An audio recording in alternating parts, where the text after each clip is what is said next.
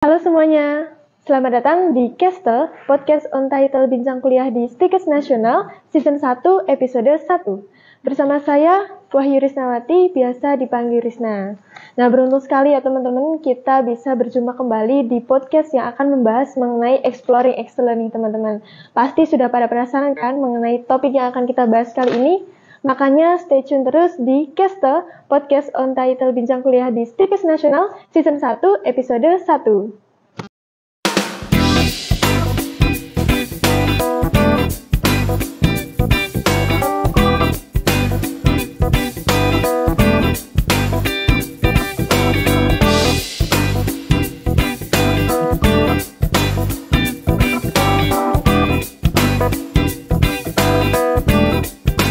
Tunggu dulu, jangan lupa subscribe, komen, like, dan share sebanyak-banyaknya karena tentunya pada podcast kali ini sangat bermanfaat untuk kita semuanya. Nah teman-teman, pada podcast kali ini kita kedatangan dua narasumber yang sangat luar biasa tentunya. Narasumber kita kali ini adalah Bu Yuli dari tim marketing Stikes Nasional dan juga Pak Wahid dari kemahasiswaan Stikes Nasional. Oke, tanpa berlama-lama lagi langsung saja kita sapa. Selamat datang Pak Wahid, selamat datang Bu Yuli. Selamat datang. Gimana nih kabarnya Pak, Bu? Luar biasa Pak. Alhamdulillah sangat baik. Alhamdulillah sehat semua ya ini. Alhamdulillah sehat sih Pak, Bu. Walaupun cuaca dan musim akhir-akhir ini tidak menentu ya. Ya. Oke, nampaknya Pak Wahid dan Bu Yuli ini cukup sibuk ya Pak, Bu. Bisa disampaikan nih untuk Pak Wahid kesibukannya apa sih Pak akhir-akhir ini? Oke, mungkin kalau di kemahasiswaan Stikes Nasional bulan Januari Februari ini kami sedang melakukan seminar terkait dengan pembekalan mahasiswa tingkat akhir yaitu soft skill training yang bekerja sama dengan salah satu industri yang ada di Solo ya. Tentunya di sini kami berharap dengan adanya pembekalan untuk mahasiswa tingkat akhir ini juga menjadi modal mereka dalam memasuki dunia kerja. Selain itu, ini kan habis ujian banyak sekali organisasi yang melakukan kegiatan, ya mulai dari diklat, mulai dari seminar, atau mulai dengan kompetisi-kompetisi yang tentunya itu merupakan untuk mengasah skill dari mahasiswa dalam hal membentuk jiwa nasionalis, jiwa kompetitifnya, jiwa kompetennya, yang mana itu juga sangat relevan dengan core value dari Stikes Nasional, yaitu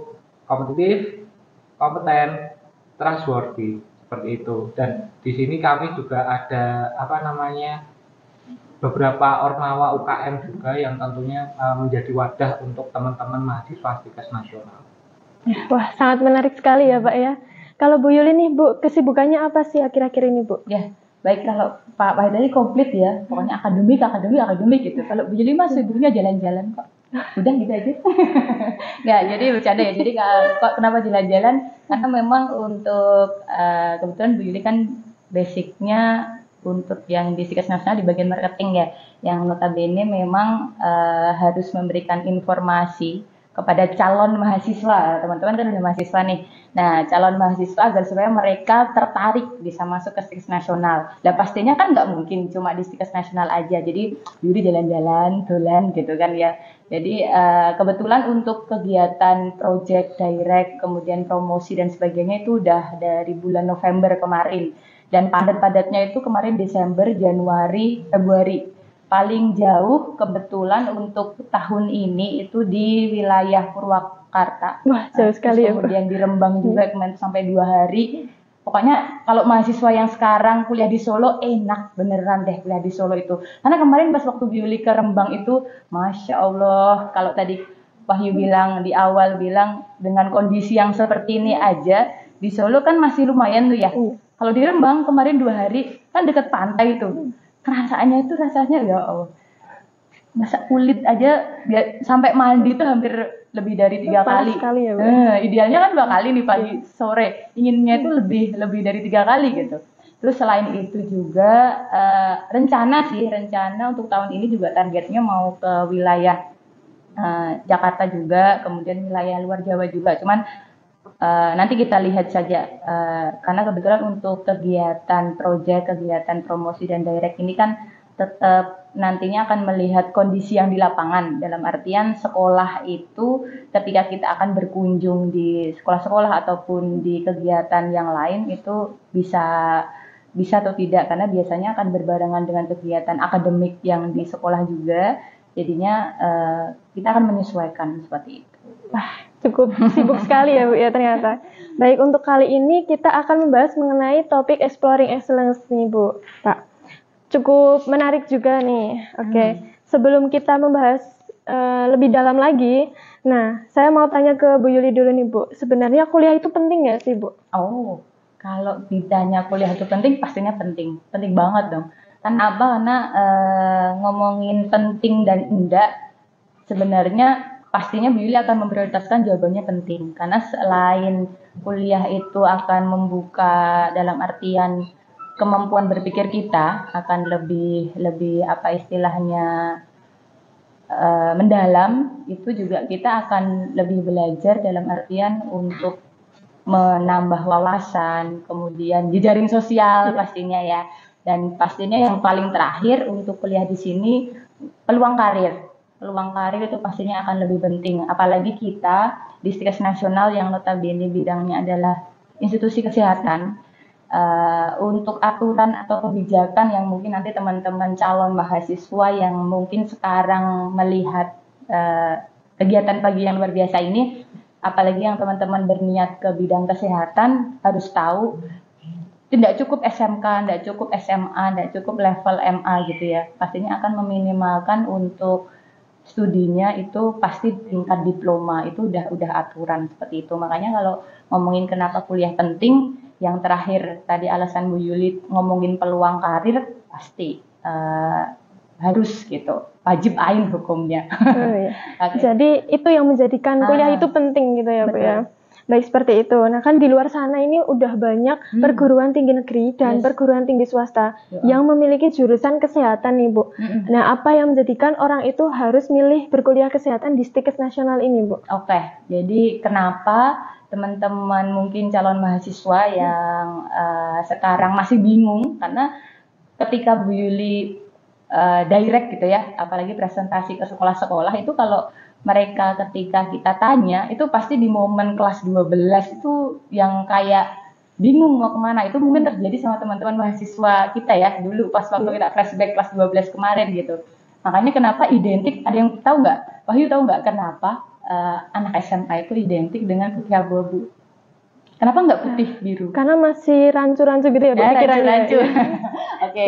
Jadi memang betul, survei itu memang ada. Jadi putih abu-abu itu ada surveinya juga yang bilang di momen atau level tingkat SMA ataupun tingkat MA ataupun tingkat SMK itu yang identik dengan putih abu-abu itu ya karena kalau abu-abu itu kan nggak putih gitu ya Pak Wahid ya, nggak putih, nggak hitam. Terus nggak biru juga gitu, samar-samar. Jadi momennya di level itu memang ngomongin kepribadian masih yang kalau tadi Wahyu bilang rancu. Kok rancu ya? Dan saya nggak bilang rancu lah ya. Tapi memang kondisi yang aduh saya enaknya apa ya, kerja atau kuliah ya gitu. Nah makanya tadi pertanyaan pertama ngomongin kuliah itu penting. Nah itu momen dimana kenapa kesempatan kalau waktu SMA itu banyak sekali perguruan tinggi swasta, banyak sekali perguruan tinggi negeri yang memberikan informasi kepada teman-teman SMA yang apalagi yang kelas 12 mau lulus untuk menjembatani. Jadi istilahnya kita datang bukan melulu terus kita selalu bilang, misalkan kayak Bu Yuli mewakili Stikes Nasional gitu ya. Jujur bukan nggak pernah ya, tapi jarang sekali Bu Yuli akan selalu bilang unggulan dari Stikes Nasional, kemudian istilahnya yuk join ke Stikes Nasional, enggak. Jadi justru Bu Yuli akan lebih sharing ke mereka kira-kira ketika momen sekarang ini, ketika kalian nanti lulus dari SMA atau SMK mereka mau kemana gitu. Nah nanti kita akan memberikan apa istilahnya edukasi hal seperti itu agar supaya biar mindsetnya mereka tuh terbuka. Karena kalau Bu Yuli pernah survei juga ketika presentasi direct seperti itu dari sekian, katakanlah dari SMA. Kalau SMA itu memang bahkan bisa jadi ketika kita datang itu mungkin Pak Wahid kemarin juga pernah kita ajak juga ke direct ke sekolah itu hampir 10 kelas gitu ya Pak ya. Satu SMA itu kelas 12 hampir 10 kelas itu. Dan bahkan anggaplah satu kelas 30 gitu. Berarti berapa? Satu angkatan 300 kan. Nah, dari sekian 300 itu kita kemarin sampling sekitar 100 deh. Kita ambil mau pilih PTS atau PTN. Rata-rata hampir 50% mereka akan memilih apa kira-kira Wahyu? PTN sih Bu. PTN. Nah, itu juga terbukti nggak hanya satu sekolah itu. Dari sekian beberapa sekolah SMA, itu kebanyakan mereka akan lebih memprioritaskan negeri. Kenapa? Ya mungkin mindset ya, kembali lagi ke mindset mereka. Makanya ketika kita Stikes Nasional yang notabene memang PTS ya Pak ya, kita selalu memberikan edukasi untuk why gitu. Kenapa yang selalu yang dipilih utama adalah PTN. Padahal kalau tadi Wahyu bilang kenapa harus memilih Stikes Nasional, itu tadi kita itu gimana ya, kalau ngomongin alasan tadi Bu Yuri jawab peluang kali gitu ya Pak ya. Dan Stikes Nasional sendiri kita sesuai dengan core value yang disampaikan sama Pak Wahid yang ngomongin kompeten, kompetitif, trustworthy, kemudian pluralisme, nasionalis. Nah di sini kan di Stikes Nasional sendiri nantinya untuk teman-teman mahasiswa gitu ya, khususnya di tingkat akhir, mereka akan mendapatkan kesempatan untuk lebih tahu bagaimana dunia kerja gitu. Apalagi Stikes Nasional akan Stikes Nasional memfasilitasi teman-teman mahasiswa dengan kegiatan ROC ya Pak ya, rekrutmen on campus. Nah di sini nanti mungkin kalau yang hubungannya ROC Pak Wahid akan lebih menambahkan. Jadi kenapa harus memilih Stikes Nasional selain tadi ngomongin core value-nya kita yang sangat luar biasa dan di sini nanti akan menjadi bekal untuk setelahnya, itu juga tadi kita ada fasilitas yang pastinya itu mumpuni untuk teman-teman mahasiswa. Kalau ngomongin yang bagian ROC itu pasti ada. Selain itu untuk fasilitas yang lain untuk pendidikan pun juga lengkap seperti itu. Wah, cukup menarik sekali ya ini Bu ya. Iya, jadi kalau ngomongin Stikes Nasional itu ini ya Bu Yuli kalau cuma dikasih waktu 1 jam itu sudah nggak cukup, panjang gitu, ya nggak, gemes banget gitu kalau mau ngejelasin Stikes Nasional. Nah selain itu juga Stikes Nasional kita tahu bahwa jurusan ya, pastinya kalau selain ngomongin fasilitas, kita punya jurusan yang memang kalau dibilang bidangnya itu ada 3 bidang yang keilmuannya itu hanya ada 3, farmasi, kemudian ada TLM, kemudian ada fisioterapi. Tetapi kita ada 5 jurusan nih, ada prodi S1 farmasi, kemudian ada D3 farmasi teman-teman, kemudian ada D3 TLM, ada D4 TLM, dan ada D4 fisioterapi, seperti itu. Wah, ternyata lengkap juga ya teman-teman ya. Nah, untuk fasilitasnya apa aja sih Bu yang bisa didapatkan oleh mahasiswa yang berkuliah di Stikes Nasional ini? Oke, kalau ngomongin fasilitas, nah tadi Bu Yuli bilang jurusan kita ada 5 nih ya. Iya. Ada yang basicnya fisioterapi, ada basicnya TLM atau laboratorium, kemudian ada basic farmasi. Nah ngomongin fasilitas,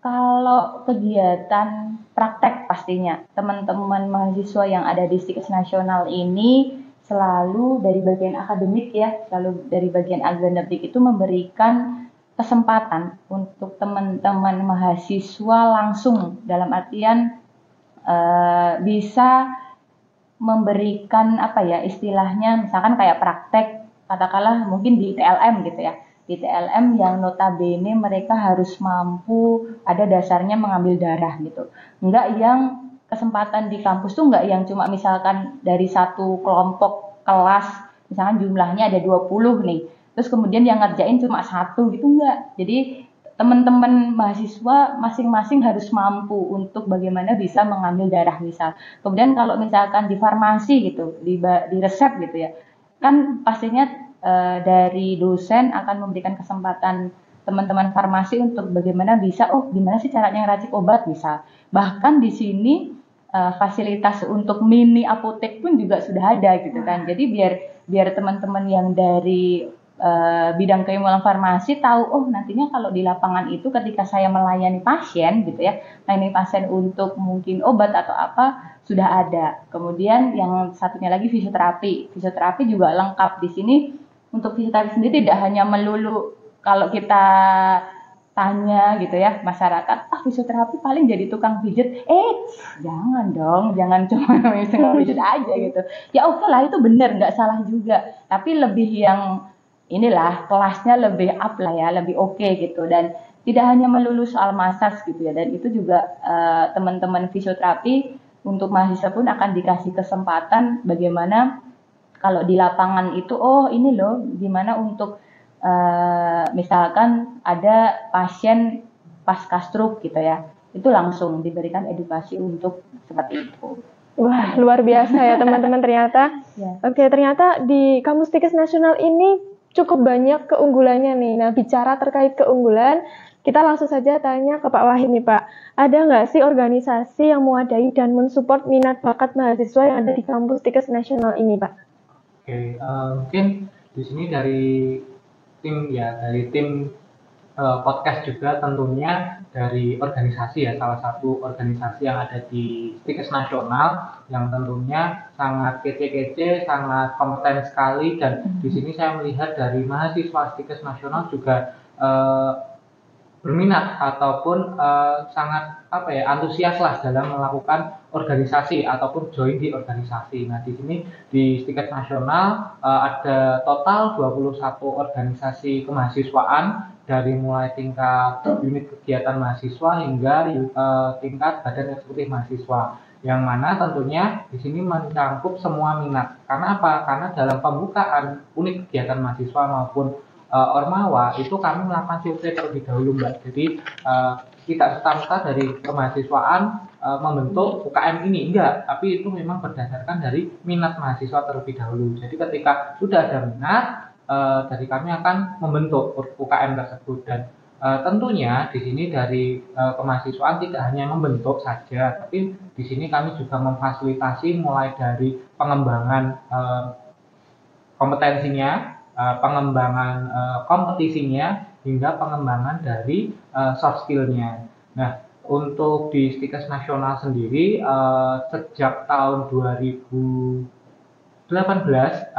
itu sudah istilahnya sudah mandiri, dalam artian unit kegiatan mahasiswa ataupun organisasi kemahasiswaannya itu sudah mandiri, yang mana sebelumnya itu hanya terdiri dari satu himpunan, satu badan eksekutif mahasiswa, dan satu senat mahasiswa. Nah, sejak tahun 2018 itu sudah total dari awal itu ada 15, terus 2019 nambah 1 sampai 2024 ini menjadi total 21 organisasi kemahasiswaan. Dan tentunya di sini saling mensupport lah ya, dari teman-teman dari marketing atau dari Tikes Nasional sendiri itu juga mensupport dari adanya UKM Ormawa ini. Nah, mulai dari seni, di sini ada UKM tari tradisional, modern dance, musik, terus dari olahraga juga kita ada basket, futsal, badminton, terus di tingkat prodi ya, di tingkat prodi itu ada himpunan mahasiswa prodi,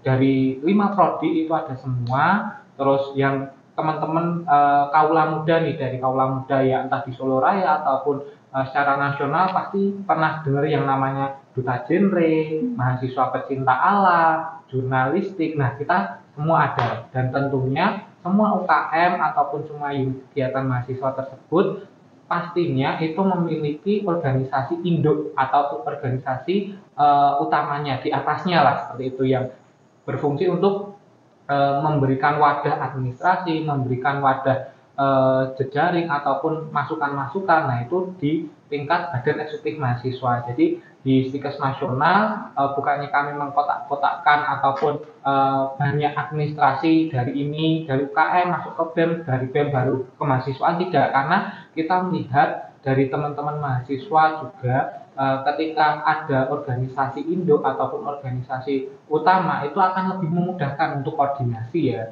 Jadi misal ada yang tidak diketahui terkait administrasi ataupun bagaimana cara membentuk suatu event. Nah, itu dari unit kegiatan mahasiswa semisal EWOH ataupun fakut untuk menghubungi langsung ke kemahasiswaan karena mungkin lingkup kemahasiswaan ini langsung universitas, nah mereka ada wadahnya yaitu Badan Eksekutif Mahasiswa, dan tentunya dari kemahasiswaan juga selalu berkoordinasi dengan Badan Eksekutif Mahasiswa agar membentuk ataupun membuat program kerja itu ya yang mewadahi teman-teman minat-minat dari UKM ini secara umum dan secara khusus ke seluruh mahasiswa tingkat nasional yang diwadahi oleh UKM tersebut. Jadi kalau ditanya terkait dengan wadah ataupun organisasi di tingkat nasional, tidak kalah lah di Stikes ini, tidak kalah dengan perguruan tinggi negeri yang mereka sudah punya sejarah panjang ya terkait dengan